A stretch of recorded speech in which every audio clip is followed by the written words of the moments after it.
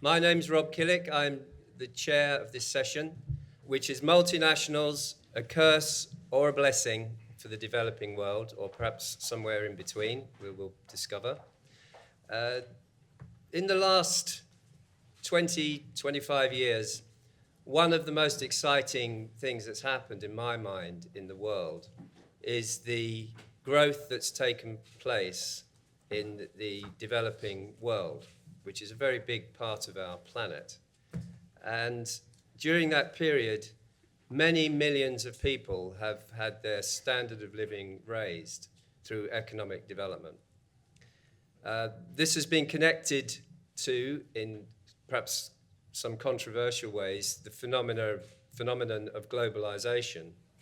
And globalization has in turn been driven by multinationals.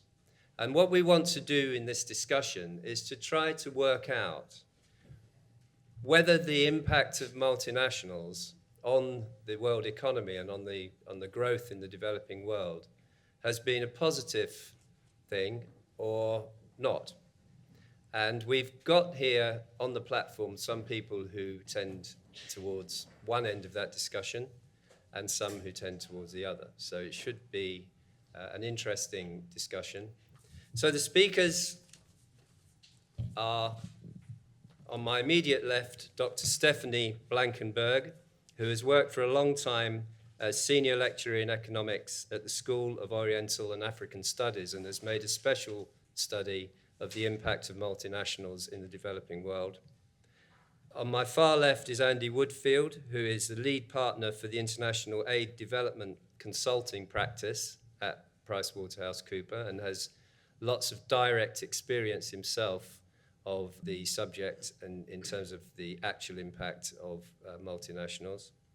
On my far right is John Hillary, who is the Executive Director of War on Want and the author of The Poverty of Capitalism, Economic Meltdown, and the Struggle for What Comes Next. So you might be able to work out from that what his position might be. And on my immediate right is Rob Lyons, who is a columnist for Spiked, a writer on science and risk, the author of Panic on a Plate, How Society Developed an Eating Disorder, and co-convener of the Institute of Ideas Economy Forum. So these are the speakers. We'll take them in the following order. Stephanie first, then John, then Rob, and then Andy. So Stephanie. Okay, hello and welcome to this debate. As Rob mentioned, I am an economist, more specifically macroeconomist, and I'm also an academic. So I want to make, in the short time that we have,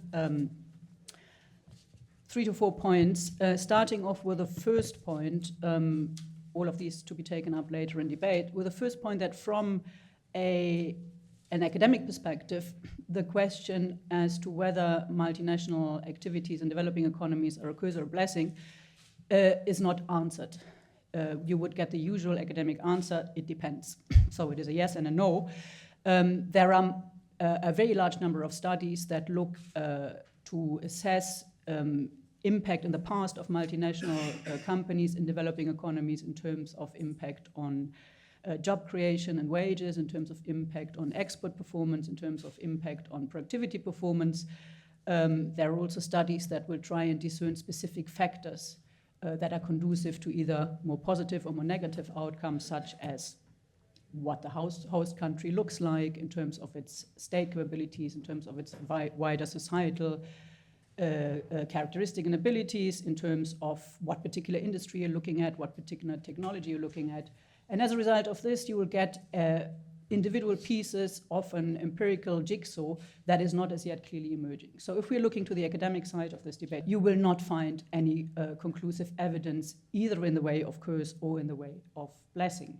The second part of what I want to say is why I, though, having looked at this literature in some detail and worked on this for some time, think that even if multinationals may not unequivocally be a curse for economic development, they will very likely be in the near future if particular trends continue. Now, what are these trends? I want to highlight 3 very briefly and as quickly as I can. One trend that is not that widely discussed, but that in my view is quite important, is actually technological trend. One core positive role that is associated with foreign direct investment of multinational companies in developing economies is the ability to transfer technologies and therefore lay foundations for future economic and productive development, i.e. for raising living standards in the long term in poorer economies. Now, one core technological development concerns the way in which global value chains under the control of multinational companies are being organized and how that organization changes. For a number of technological reasons in several industries, and industries that are core for many developing economies, we have a situation in which along those value chain, those activities that produce the highest value added, and that can be up to 80–90% of the value added in a production process that is organized across many countries, can be concentrated in the home countries, in advanced economies. What I'm talking about are technologies that allow the design of particular products, that refer to research and development, to form design, to developing prototypes. These can be retained under the control of multinationals in home economies and do not have to be shared in terms of learning with developing economies that then engage in lower value added activities in actually producing parts relevant to those products, engaging in lower value added manufacturing, testing, packaging, distributing, etc. The reason is that the technology allows those higher value added design activities to be codified, and that means they can be passed as a package to developing economies that will not learn how to actually do that design, they will only learn how to apply it. Now, just to give you a very brief example for this is when you think of, say, South Korea, that was dominated by Japanese car industry in the 1970s, 80s, it still developed its own car industry because it learned eventually. There was if you like, spontaneous learning process that resulted in Korean cars becoming available worldwide. If you think of the next available developing country that now has the car capital of the world, Thailand and Bangkok, this is no longer happening. There are no Thai cars around. There are Thai cars around, but they're not world competitors, and it's not going to happen either, precisely for this reason. So there's a technological reason that undermines a core reason for the presence of multinationals in developing economies. The second point is both economic as well as political. It is often said that developing economies are queuing up for foreign direct investment from multinational companies, and so they are. But why is this the case? Is this because governments expect there to be positive effects on wages, on export performance, on productivity, or is this simply because they don't have any choice? We need to look at this in the context of a global economy that has evolved over the past 30 years such that we have a huge imbalance of bargaining power, including economic as well as political bargaining power at the global level. What I mean by this is that the rules of the game through international organizations, but also through bilateral organizations, are very, very heavily stacked against developing economies and their governments, whatever type those particular governments may be. Governments in most developing countries today do not have very much autonomy in terms of policy choice left, economic policy choice left. They are subject, as members of the World Trade Organization and other international organizations, to rules and policies that restrict them from following through certain longer-term development objectives along whatever particular line they might think is relevant. They can't do this any longer. They are thrown at levels at which they operate at high costs and low productivity into international competition in a world in which capital, both foreign direct investment as well as finance capital, has very high degree of mobility, and no other economic resource has that kind, including labor, has that kind of mobility. So they're very vulnerable to financial crisis, and they're very vulnerable to having to use a lot of their economic resources, for example, for stacking up reserves in their central bank to resist financial attacks on their system should they go for a policy choice that is not in accord with those rules of the international game. Finally, I also think we cannot discuss whether or not multinationals are a curse or a blessing for developing countries without looking at home.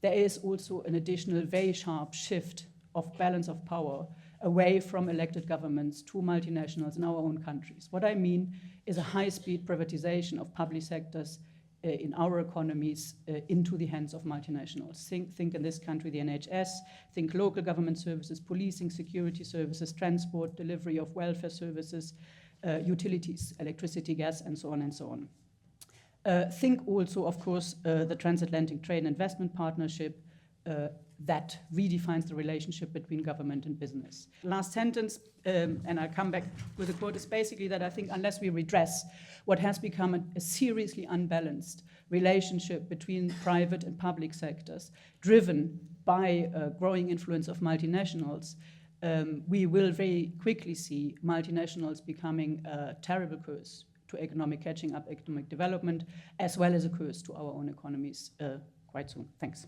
That's good. It's like a quiz game where you can the longest sentence you can say. John. Thank you very much. Yes, it might not come as a complete surprise that I come from a position which is much more antagonistic towards transnational capital, and the book, which Rob was very kindly plugging at the beginning, is what I'm going to draw quite a lot of this from. But also for War on Want, we work very closely with grassroots organizations, trade unions, social movements in the Global South who have a very, very clear position on this as the people who have been most on the front line in dealing with the impact of transnational corporations as they've spread around the world. And I think one thing which I would really insist on from the start is a bit more rigor in distinguishing between globalization and the role of transnational corporations or multinational corporations, because those two things are different. Even if transnational corporations are an important vector, important vehicle for carrying globalization around the world, they're not coterminous with globalization. And I think when we come back to a discussion of who actually has benefited from this, you'll see that it's been as a result of resisting the encroachment of transnational corporations in their space. The promise of globalization and the promise of an opening up to transnational capital has been that everyone will benefit. The traditional line that was spun out of Washington as the Washington Consensus is that it's a win-win situation, a positive sum, a rising tide that will lift all boats. Very, very few people still hold to that. That's clearly a myth that was put around in the 1980s and 90s, and as we saw in the catastrophic 2 decades, which are called the 2 lost decades of development experienced by the Global South in the 80s and 90s, by those countries which followed that model, it's a busted flush, and very, very few people believe it. Instead, what we saw is transnational corporations trying to replicate the same colonial relationship which was seen from the 19th century, where the South was opened up for the exploitation of labor and the dispossession of its natural resources. And in the book, what I tried to do is follow that through some of the areas, particularly the extractive industry is one which hardly needs any explanation here. You just think of the Niger Delta, opened up to mass depredation by multinational corporations, Shell, Chevron, all of them piling in there, extracting enormous amounts of natural resources, giving absolutely nothing back to the local people. And if we're talking about curse or blessing, you know the tag of a resource curse, which is already attracted to the whole issue of extractives and the whole field of extractives. So I think when you look at the extractive industry, it becomes quite clear, even at the national level of getting foreign investment in, it's no good, but certainly at the local level for communities and people, it's a disaster. Look at food, it's slightly more complicated. In food, you have the new scramble for Africa, the massive land grabs, which again, a multinational corporation is trying to go in and take over vast, vast swathes of land. My best example of this, I think, the one I heard was Daewoo, the Korean car company, which was given a 99-year concession to half of all the arable land in Madagascar. Half of all of it for 99 years. Not to produce food for Madagascar, but to produce food to ship back to Korea. And there was such an uproar about that. There was mass uprisings. People on the streets in the capital overthrew the government, cancelled the contract. But that's just a tiny example of the sorts of massive dispossession we're seeing across Africa at the moment as the food market is opened up and as land is handed over to multinational corporations for their use. But perhaps maybe the best argument in favour of this was garments, the garment sector, which, as you may know, was sold very much as a win-win situation. People in the West would get cheaper clothes, and that did happen. The price of women's clothing in Britain, for example, fell by 38% in the 10 years up to 2008-9. 38% drop in the cost of clothing, and there were going to be jobs in the global south. And that did happen. You look at countries like Bangladesh, there was an enormous growth and an important growth in the jobs available. But the key problem is that as long as those jobs are within the logic of capitalist relations of production, the people in those jobs see almost no benefit. They work every hour that God gives them and still end up in crushing poverty. And that is exactly when Stephanie talks about the power in value chains. The power in value chains goes exactly to that. Who controls these? Now, I've got 1 minute left. In that 1 minute, I want to just think who has benefited from globalization. Because what we've seen, if you look at all the statistics from this, it has not been a convergence as all the poorest countries catch up. And even the IMF and the World Bank have all dismissed that now. They've said we made a big mistake when we said that opening up to multinationals was going to be the answer to everybody's problems. What we've seen is an increased polarization. So those at the core capitalist economies have managed to keep their place in the sun. Certain of the emerging economies have come out of the periphery, semi-periphery of the global economy to catch them up. But the poorest have got poorer. And all the statistics show that what we're now seeing is a greater polarization between the rich and the poor than we've seen before. And the final sentence is that the ones in between, countries like China, are the ones which specifically did not open up to multinational corporations in the way they were told to do by the Washington Consensus. Those are the ones which have benefited by keeping multinational corporations at arm's length and directing their own economies to be able to benefit for the future. Thank you. Rob? In 1998, I did a lot of travelling, and one of the places I visited was the Great Wall of China. And the area around the part of the wall that I was visiting was pretty bleak, and you could see that in the faces of the people who were harassing the tourists. Their faces were like leather. They're heavily tanned by the sun and hardened by the wind. And they were working the wall, like I said, harassing the tourists to buy NAF state-issued books of postcards or cans of Coca-Cola, which, as I was soon to discover, were many years out of date. And for a minute I thought, well, that's just terrible that these poor people have been in this situation now where they've, presumably once upon a time they were farming or something, and now they're harassing tourists. And then I thought, how hard must farming be around here that this is a step up for them and this is an easier way to make a living?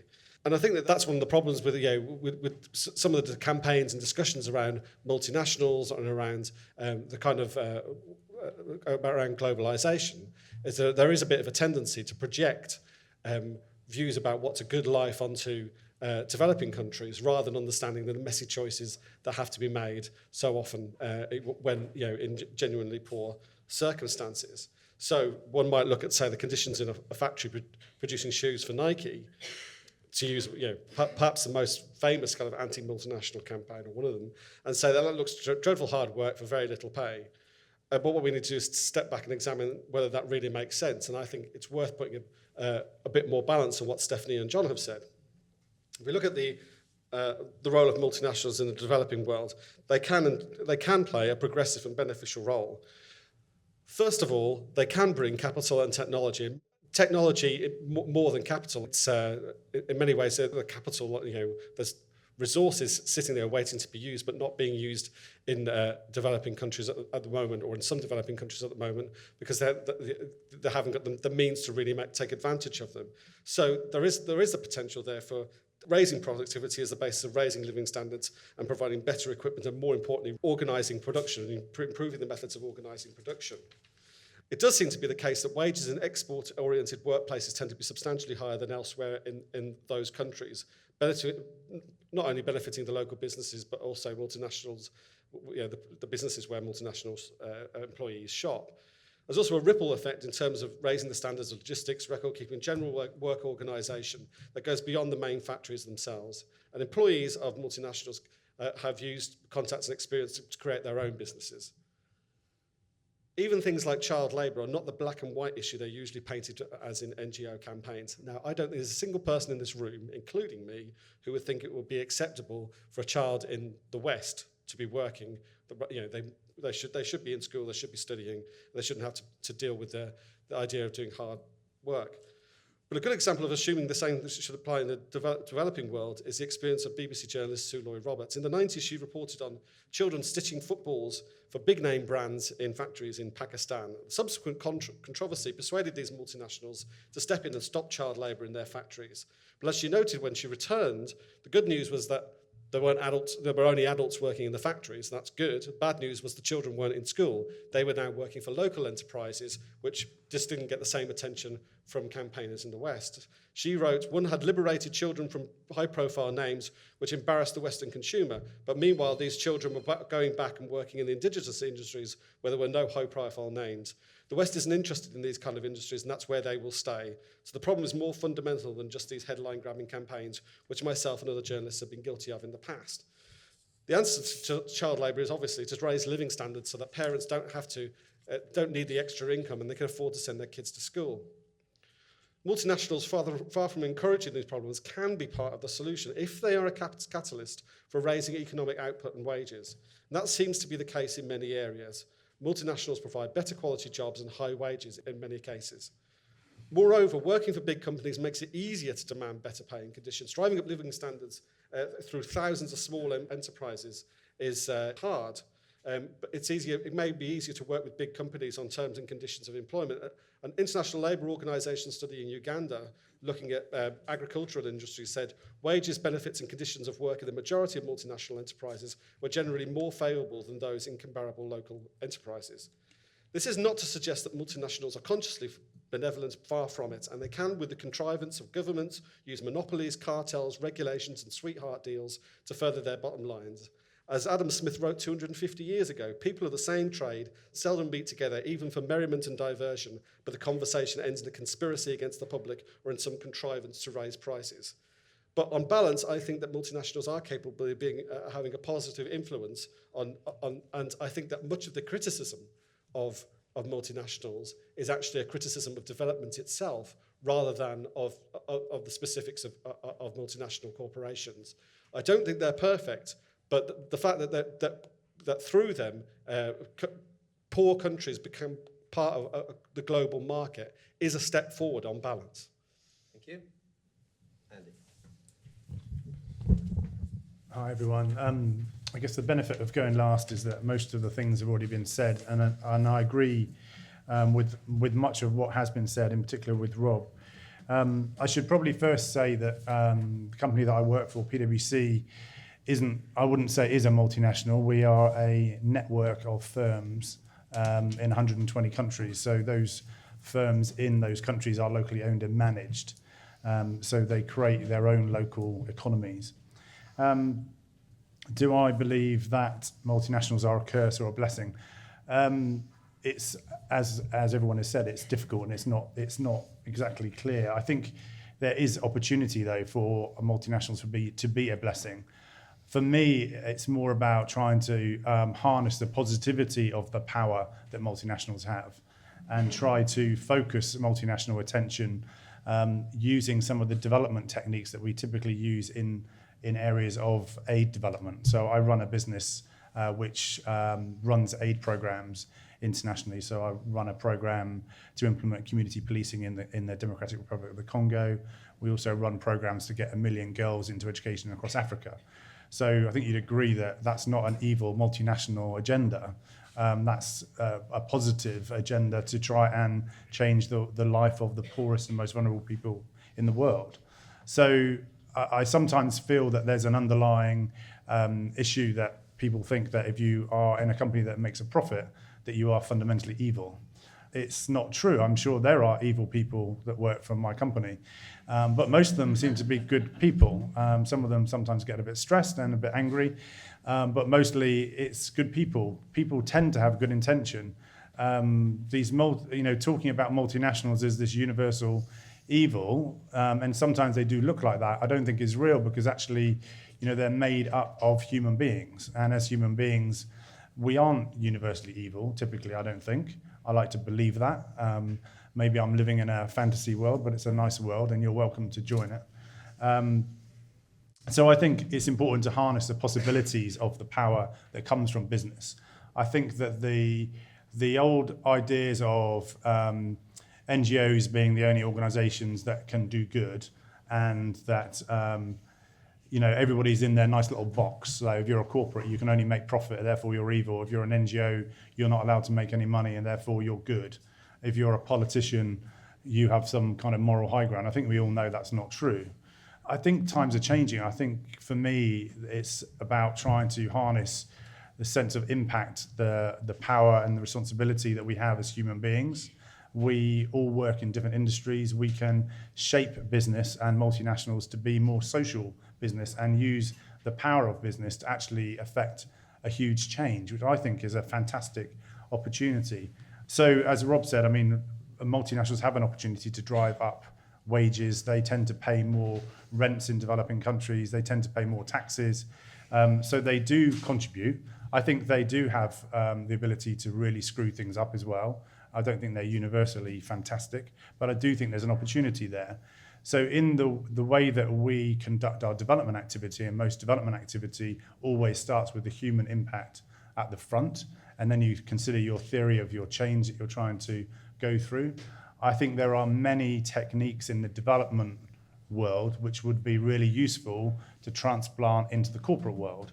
So if corporations going into a developing country were to apply the same philosophies as people that work in the development field, then I think they would create much more sustainable economies. They would include communities in their work, which would make them more sustainable as a business and would create more sustainable local microeconomies.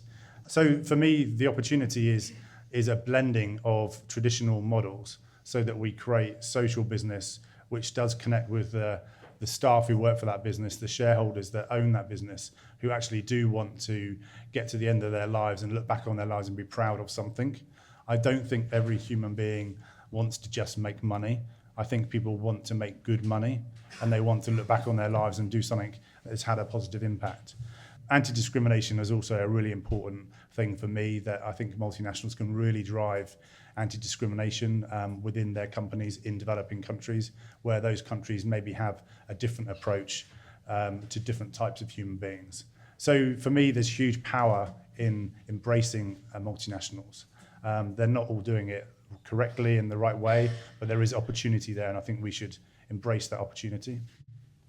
Thank you. Just a couple of questions from me to the speakers.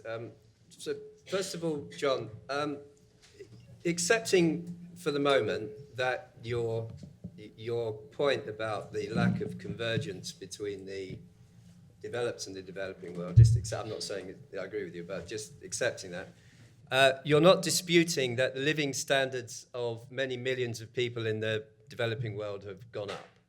I'm not disputing that the living standards have gone up for many, many millions of people, but the question is why? And I think the causation of these things is very important to see. It rained last Wednesday.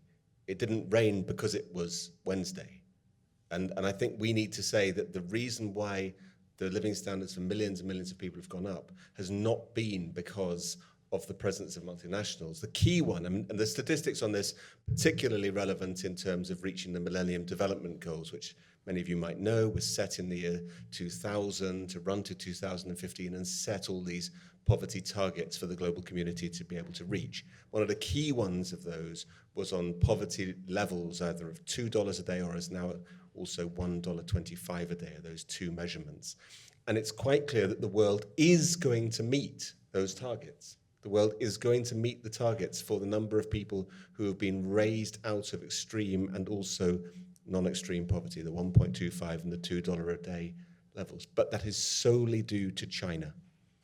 And it is as a result of China's liberalization of agriculture in the 1980s, before it had any of the multinationals coming in. And the key thing on that as well is the way in which China welcomed foreign investment. I worked in China in the 1980s, so it was exactly at that time when China was inviting foreign companies to come in. But they were invited to come in under very, very tight conditions that they couldn't open up businesses unless they went into a 50-50 joint venture with a Chinese firm, unless they brought in Chinese managers and trained them up, unless they used Chinese local content to feed into the businesses. So basically, by rejecting the Washington Consensus of openness to transnational capital and saying it had to be there under specific conditions, China was able to use it to its own advantage. But that is not the experience of the majority of the poorer countries who, as you say, have fallen behind. I think there's a bit of confusion here because some of the things that are being laid, the blame for which are being laid at the door of multinationals, seem to me to be problems of government instead. I mean, the Washington Consensus is a good example. I mean, there's the idea of opening up to foreign investment in and of itself is not a bad principle, but the way in which it was done, imposing austerity measures and so on, in a fairly brutal manner, I think even kind of quite pro-free market people would say that was wrong. But that's really coming from an international government's body. Looking at the Niger Delta, Shell is clearly heavily involved in that, but actually the oil company is majority owned by the Nigerian government. What's going on in Nigeria, that the government there, A, doesn't seem to care about the state of what's going on in the areas that are producing the oil, and B, that they're not redistributing any of the benefits, so they get all the negatives and all the benefits. And time and again, the Madagascar example is very good. It's like, it's an astonishing deal, 99-year deal for half the arable land, but it takes two to tango on that one. Why did the government sign a deal that's as crazy as that? It's clear there's problems of governance, the role of the state in these things. The fact that they can dish out something as exclusive to that is the problem. And it pays governments to play hardball a bit, but they still ultimately will work with big foreign corporations on slightly better deals. I mean, so Bolivia, for example, has been, Evo Morales has been quite sort of, socialist firebrand kind of reputation. But actually, in reality, he's quite well liked by the financial markets. Very prudent, putting money aside from their revenues, working with the big corporations as long as they don't have complete control over things, and so on and so forth. So it's the quality of the governments on the other side of that relationship that is as important as the multinationals themselves. Do you want to? Yeah. If I may briefly, first of all, yes, your first question, absolutely, I would refute this. The idea that average living standards have risen over the 30 past years is absolutely meaningless. What we need to look at is whether they have risen faster or slower compared to previous periods. So if we just take broad figures as an example, we had average growth rates in the world between the 1960s and 1980s of about just 2 to 5% per year. Now, people may have different views on whether growth is good or bad, but take it just as an approximation of, on average, rising living standards with very different pictures on how those gains are distributed within a particular society or within countries. From the 1980s to now, we are looking at, if we are lucky, half of this. So yes, I mean, it hasn't collapsed. Some countries have had negative growth rates or zero growth rates, developing countries in particular, Latin America, some African, sub-Saharan African countries over the past 20, 30 years. But of course, the problem that we are facing is that it's hugely slowed down.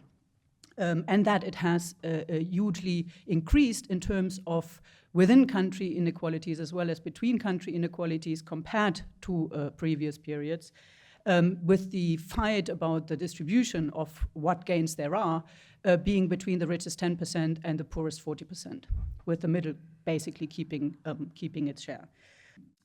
On the question of what's the role of multinationals in this, first of all, I mean, a lot of claims have been made here that, yes, multinationals provide taxes, they are good for jobs, they're good for productivity, they're good for export. In certain conditions, as far as we are aware, They are and have been. In others, they haven't. So there shouldn't be general claims be made. This was my first point. It is inconclusive. And it is not right to make these broad claims. What research we have is inconclusive.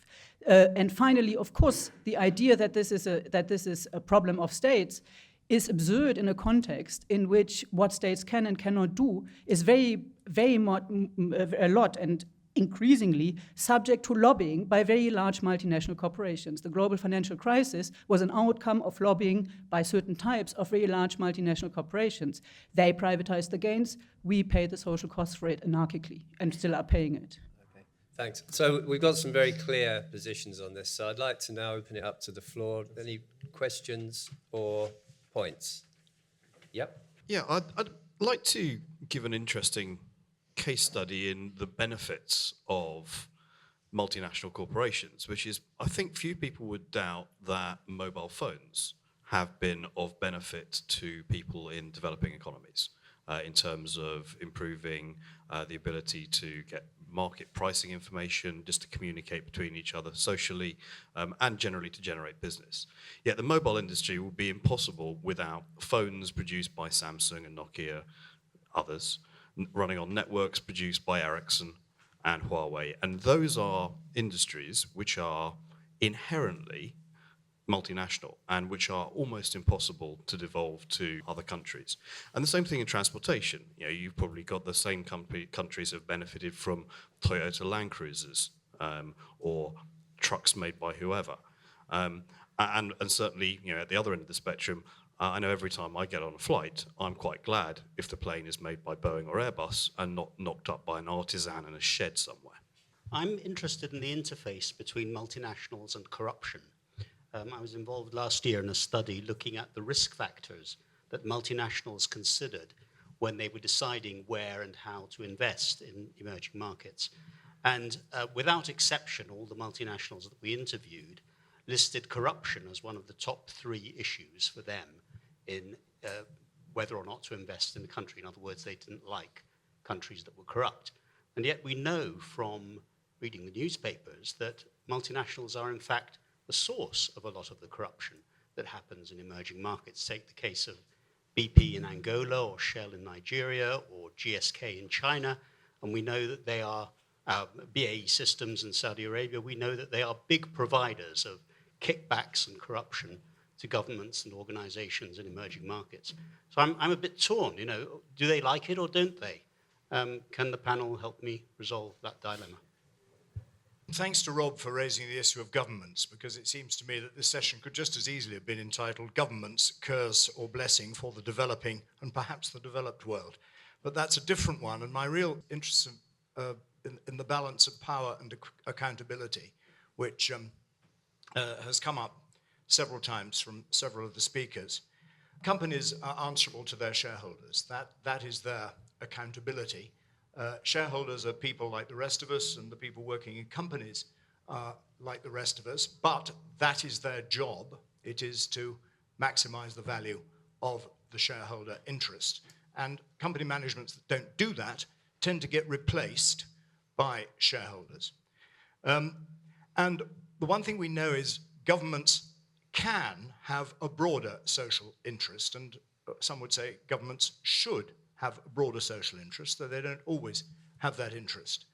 And what we're seeing with the development of global capitalism is companies getting bigger and bigger and more powerful, so that in market after market, across the commodities spectrum, which I know a bit about, we're seeing fewer and fewer very large companies exerting power that has nothing to do with perfectly competitive markets, which looks exactly like oligopolies, and there is no conceivable state power or global power that can make those companies have a wider accountability than to their shareholders. Now, capitalism isn't meant to work like that, and markets are not meant to work like that. They are meant to work within a power of a wider accountability, and you've only got to go back to Adam Smith and read all that. But we don't see that power at the global level, but we do see the continuing tendency of companies to get bigger and bigger and more powerful. And Rob, I was glad you mentioned governments, but the notion that the government of Madagascar can negotiate on equal terms with the big multinationals of this world, I'm afraid, are just simply not credible. It is a very weak government in those terms. So perhaps you'd like to comment on those two. Thank you. And I'd also like John and some of the other speakers here to consider whether China might be the exception rather than the rule in this. Yep, there. So I work in developing the private sector in developing countries. And I think one thing that hasn't really been touched on yet when we're talking about increases in living standards is that typically what a multinational will bring is a very, very small increase in living standards.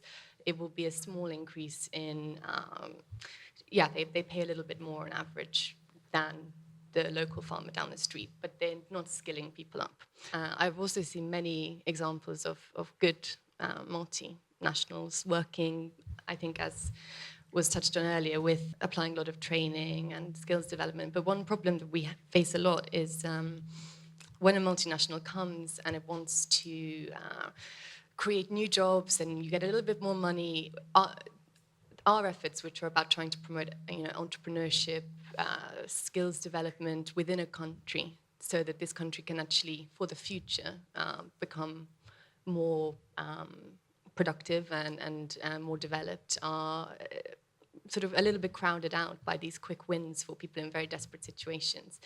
And I'm not saying that this is an either-or situation, but I would just like to ask, I think, what are the ways that cooperation on this can be established, and what are the ways that we can try to ensure that multinationals have greater accountability?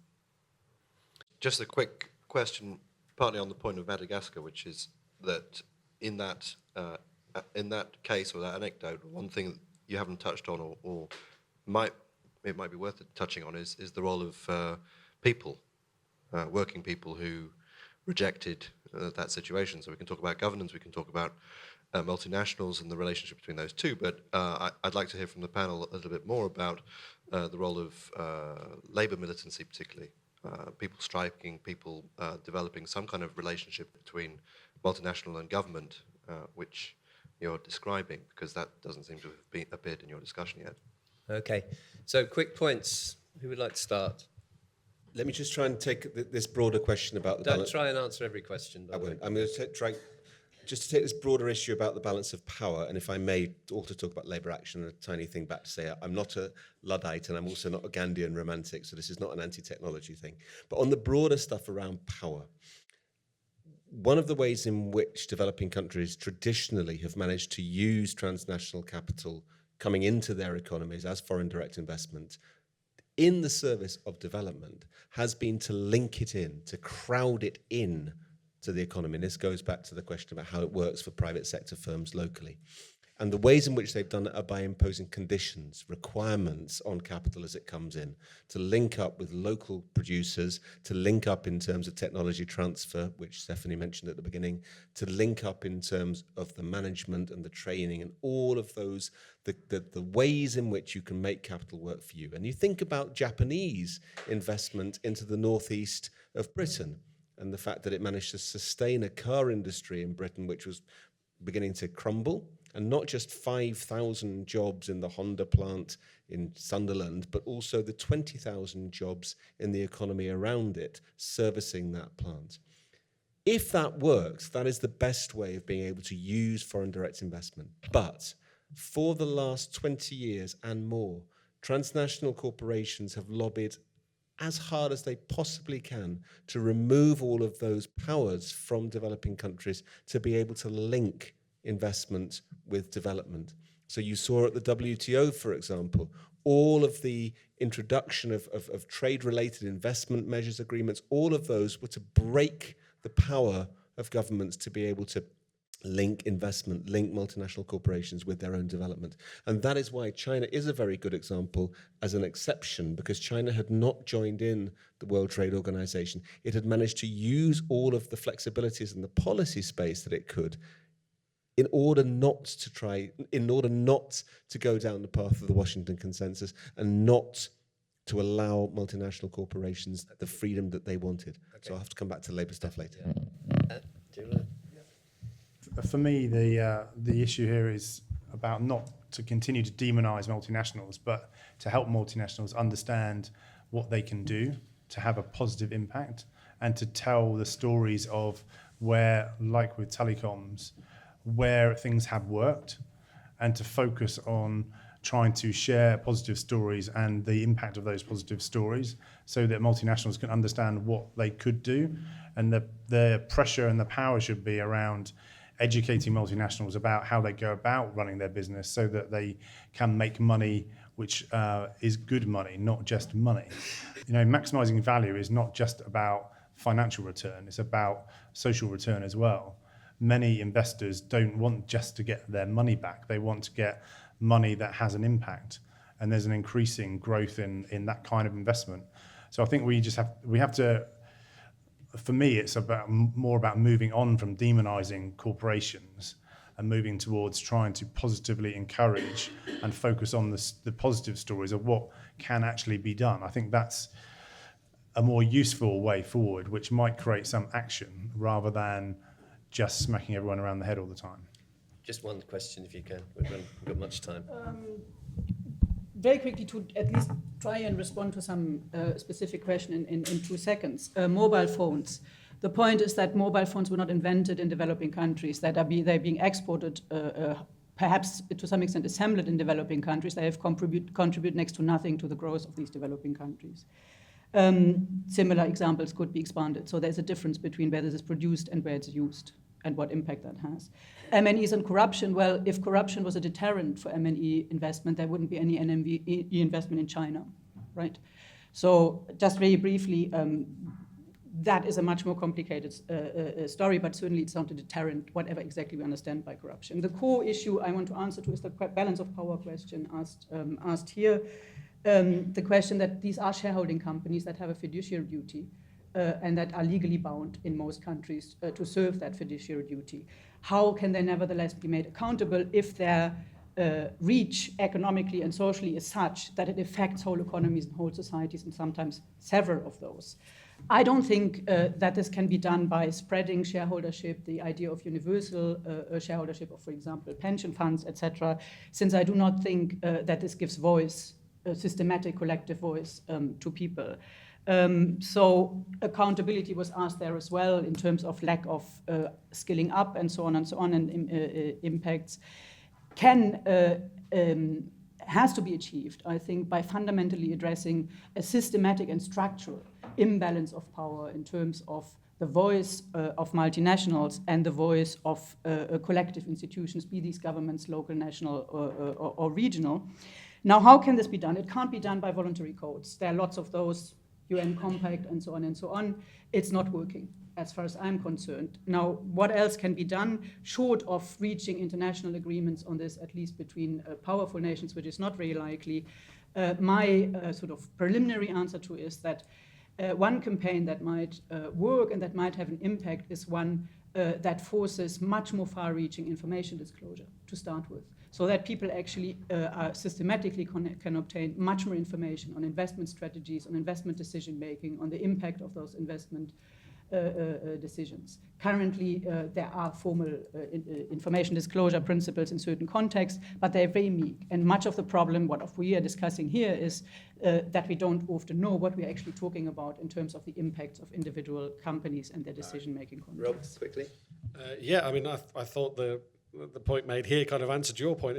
Apparently, yes, the Madagascan government can negotiate with Daewoo. It's that if there's they're held accountable by the people of the country. So that's, and I think that is an important issue in all of these things. If you in a situation where you have an isolated elite who can enrich themselves by getting into bed with a multinational, then obviously that's not going to end up being for the benefit of the people. If you have a popular government, say, for example, in Bolivia, they will work with those multinationals, but on terms which are more beneficial to the people of that country, and they're accountable to the people of that country. And so that's an important distinction. In terms of corruption,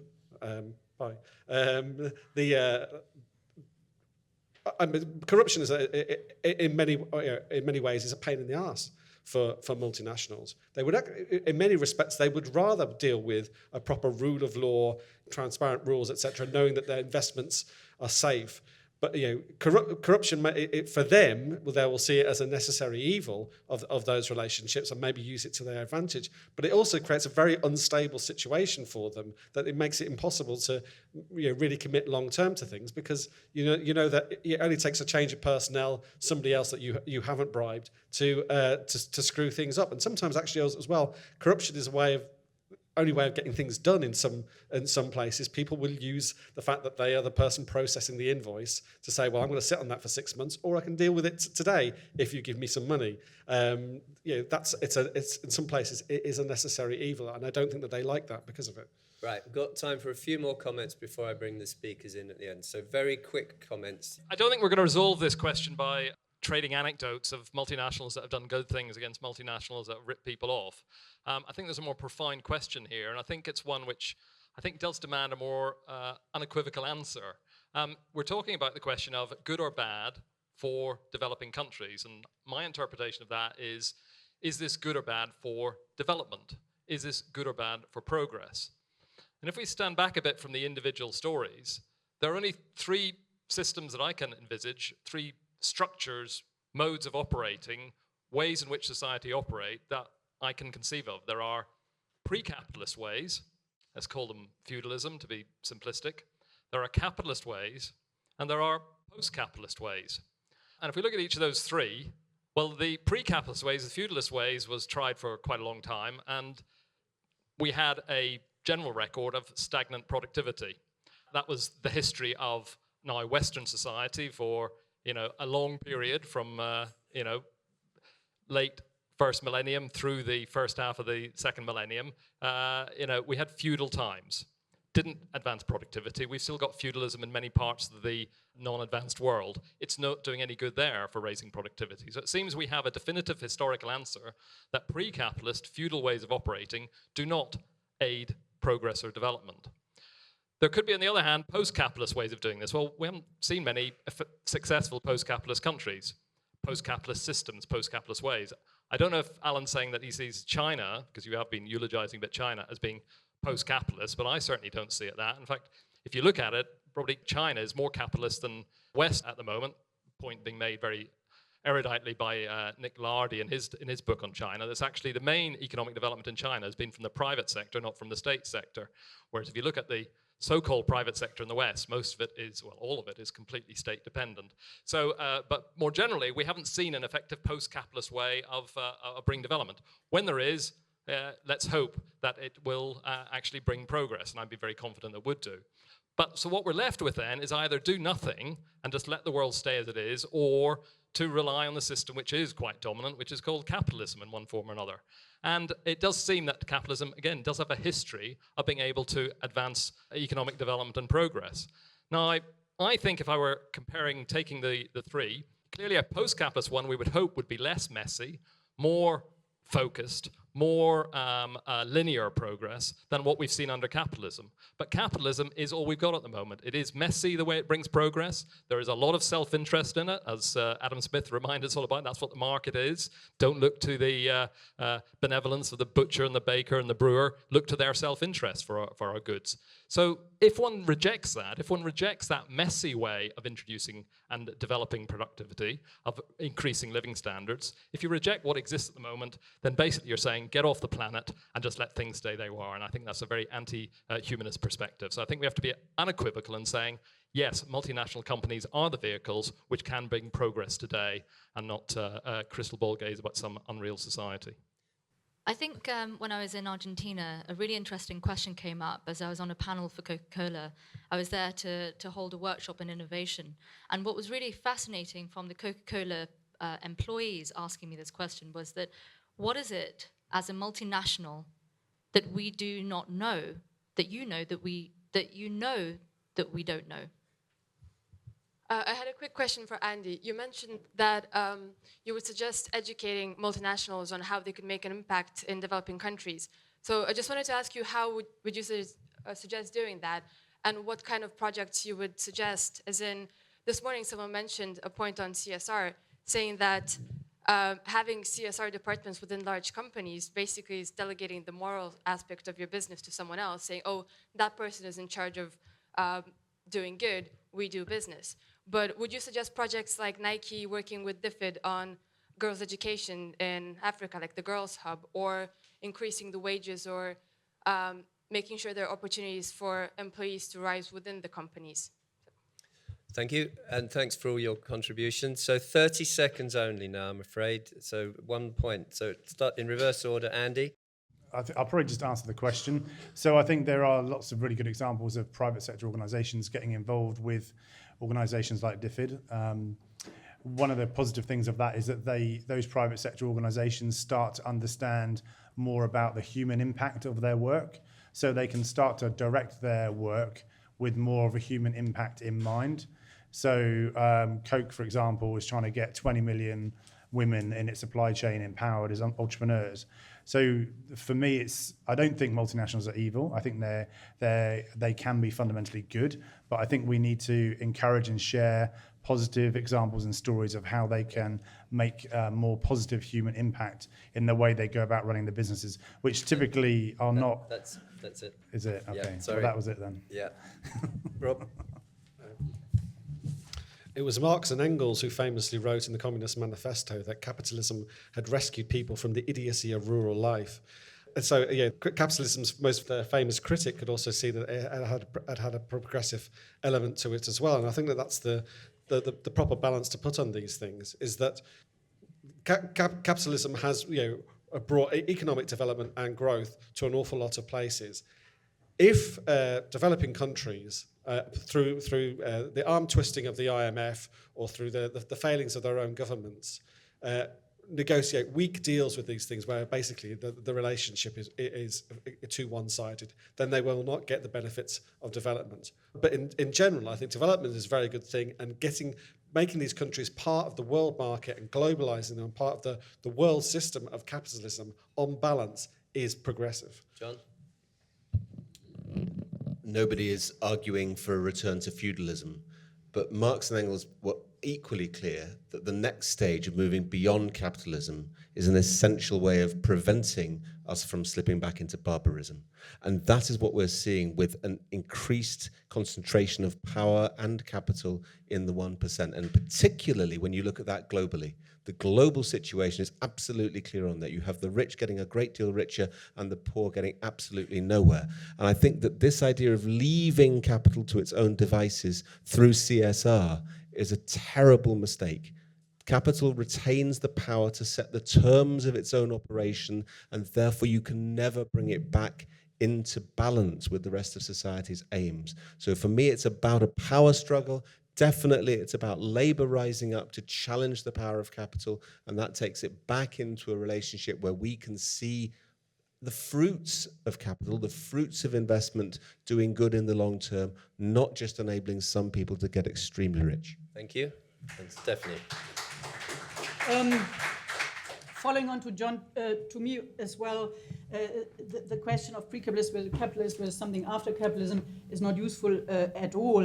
We can broadly refer to something called capitalism, but nowhere is it written, nowhere has it ever been written that this has to be dominated by multinational enterprises. We need to understand what the current dynamics are. The core problem, and I agree with John here, is a growing imbalance of power between private and public interests. And this has historically, in early capitalism, in capitalism at its height, in capitalism, modern capitalism, current capitalism, always been a problem. No society that is based on a growing, sharp imbalance of that power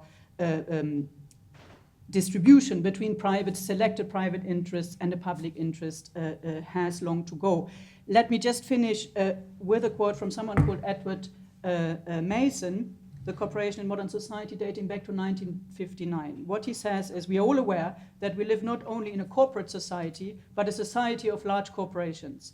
The management, that is the control of these corporations, is in the hand at most of a few thousand men. Now we have a few women there as well. But who selected these men and women? If not to rule over us, at least to exercise vast authority, and to whom are they responsible? The answer to the first question is quite clearly they selected themselves.